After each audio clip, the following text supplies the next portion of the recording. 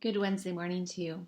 As we continue this week's focus, Christ the King who came not to be served, but to serve, our gospel text for this evening's worship comes out of the Gospel of John, the 13th chapter.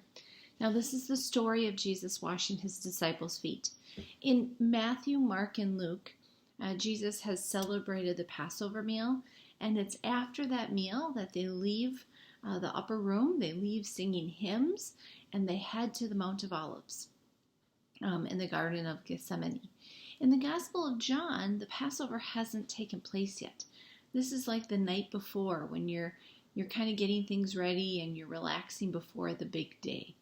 And as he relaxes with his disciples, in fact, the Gospel of John goes as far as to say as they lounge together, Jesus takes off his tunic and ties a washcloth by his waist and begins to wash the disciples' feet. Now, there's a couple things about the story that are rather unique. First of all, it would have been the servant washing the feet of whomever walked into the house. That would have been the first thing. If you can imagine, no one was wearing Nikes or Timberlines or any other brand of shoe that we had. Birkenstocks were not in fashion yet, even though we often refer to them as Jesus shoes. The reality is they wore sandals and they were rudimentary at best. And so as they walked around, and if you've been to Israel, you know it's dirty and dusty and there's rocks everywhere. As they walked around, their feet would have become dirty and dusty. And if you've ever been at the coast and you walk into the hotel or the VRBO you're staying at, it's nice to brush off your feet before you walk in. Otherwise, you'll find that there's sand everywhere. Well, the same is true for the disciples. In the upper room, in a festival time, they wanted to make sure that the house would be clean. And so often you would walk in and a servant would come and wash your feet. Now, it's odd then that they would have eaten and they would be lounging and then Jesus would wash their feet. Did it happen the first time the way it was supposed to? I don't know. Obviously, there would have been servants who were helping with the meal, but we really don't know the details as to what happens before. All that we know is that Jesus takes the posture of a servant. He takes the posture of a servant and begins to wash their feet. Now, Peter has a problem with this. Peter, as we get into chapter 13, in verse 6, it says, he came to Simon Peter, who said to him, Lord, are you going to wash my feet? Jesus answered, you do not know what I am doing, but later you will understand. This is a key verse. And because as Peter follows the narrative, as Peter will experience Jesus being arrested, betrayed and arrested in the garden. In the Gospel of John, that does not happen with a kiss. They come with weapons and torches and swords and weapons and torches is how it goes in the Gospel of John. And Jesus says, to whom are you looking? And the chief with Judas Iscariot says, Jesus of Nazareth. And Jesus says, ego eimi, I am. And they all fall over like dead men. So the betrayal happens a little differently in the Gospel of John.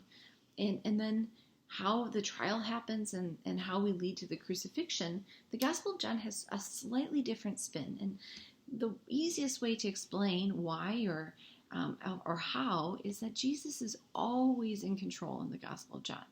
No one else controls him. And so when Jesus says, you do not understand, but later you will, he is speaking truth to Peter.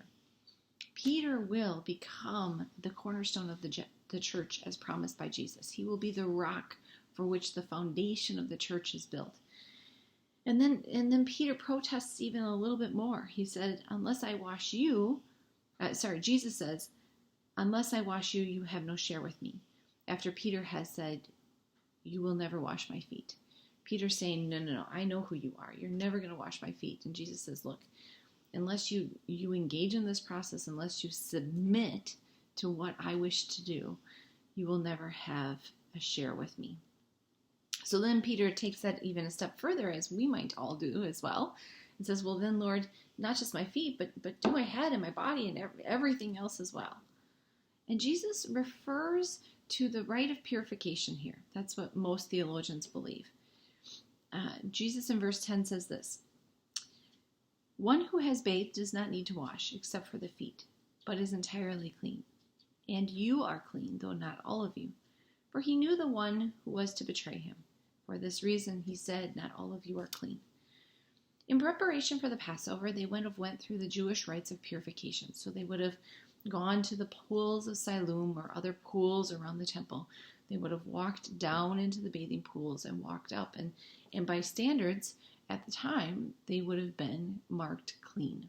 Now, you have to wonder if maybe Judas skipped this ritual as he is meeting with the Sanhedrin, as he's working out a deal for Jesus to be arrested.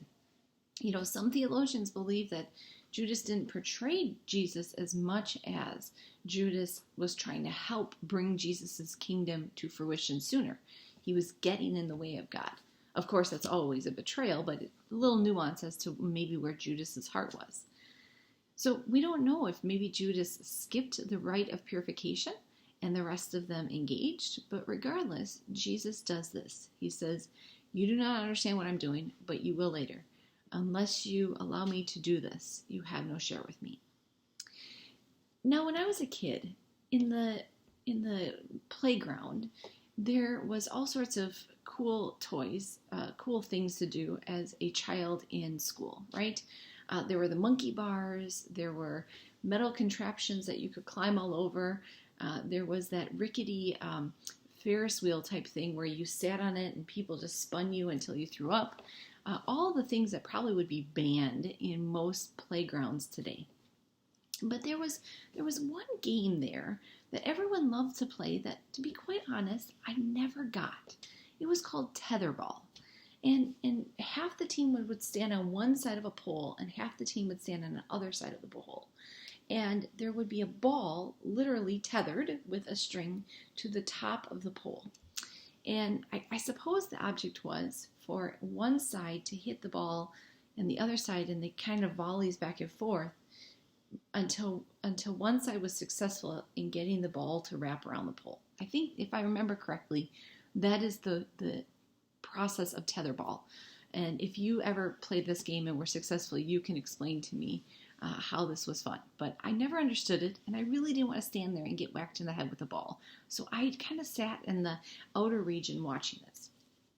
But I bring up tetherball because I feel like sometimes this is our relationship with God. I sometimes feel like we are volleying how we understand what God desires with us back and forth. Even more, if the pole is the Almighty and Jesus Christ is the volley, right? It almost feels like that's been happening throughout the relationship of Jesus and his disciples. We kind of understand who you are. Nope, we don't really understand who you are. Okay, you are the Son of God. Wait a minute. What are you doing talking about destroying yourself and raising yourself up in 3 days, or destroying the temple and raising yourself, rebuilding the temple in 3 days?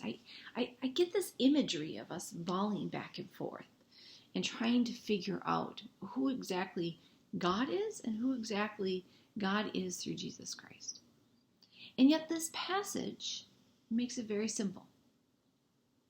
Jesus came to serve, not to be served. And for us to truly understand a God who makes himself flesh and walks among us, lives in the world we live in, for us to truly understand, we need to bring God to our level.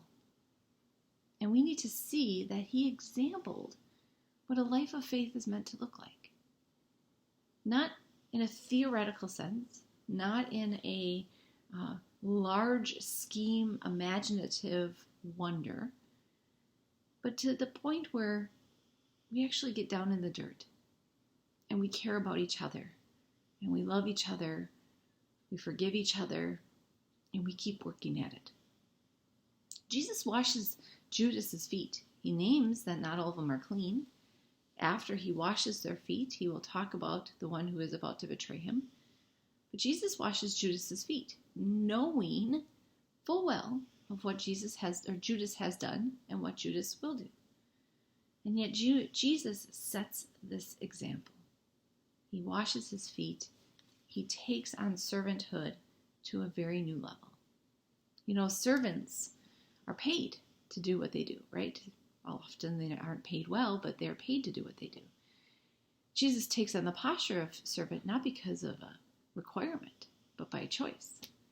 So as you think about this text, as you think about that King, Christ the King, who comes not to be served, but to serve, I challenge you to think about, as you name yourself as Christians, as you live into your Christian identity, in what ways are you too learning as Peter learned?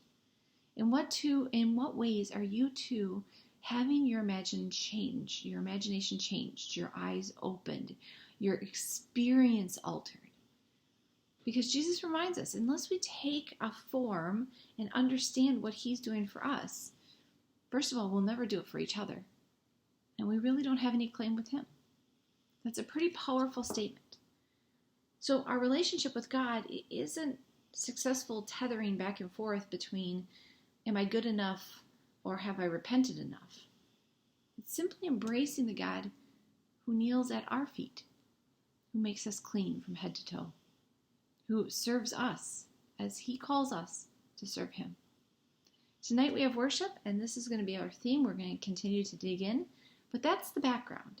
And I hope that it means something for you, and I hope it gets you thinking about that as we meet for worship. Again, 6 o'clock is soup in person and 7 o'clock online or in person for the service. Hope to have you join us. We'll see you tomorrow.